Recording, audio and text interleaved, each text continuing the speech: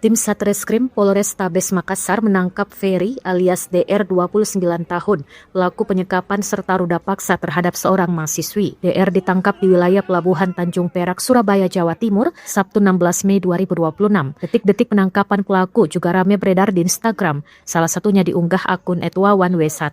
DR ditangkap saat baru turun dari kapal. Polisi dari Polrestabes Makassar sebelum penangkapan sudah bersiap berjaga di pintu keluar kapal. Setelah menunggu beberapa saat, polisi pun mendapatkan targetnya dan langsung menangkap DR. DR pun langsung diterbangkan ke Makassar pada Sabtu malam. Begitu tiba di kota Makassar, pelaku berusaha melawan petugas yang membawanya. Polisi pun terpaksa memberinya tindakan tegas terukur berupa tembakan yang bersarang di kaki kiri DR. Ferry diketahui berhasil kabur dari lokasi kejadian ketika tempat penyekapan mahasiswi berinisial MR digerebek petugas pada Minggu 10 Mei 2026. Polisi langsung melacak keberadaan pelaku.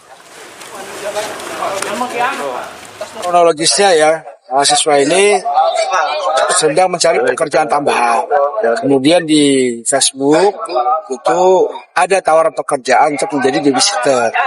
Nah, pada hari ketiga itu lalu si pelaku ini masuk ke kamar gitu ya, dan mengancam dengan menggunakan cutter untuk perkosa si korban, ya. Sehingga korban itu disekap, mulutnya ditutup ban, mata ditutup ban, dan diperkosa beberapa kali. Alhamdulillah memang korban bisa melarikan diri, ya, bisa melarikan diri dan melapor ke polisi.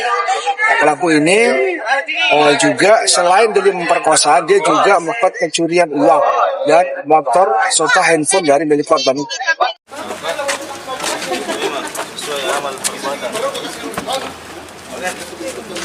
Cepako kakimu, cepako.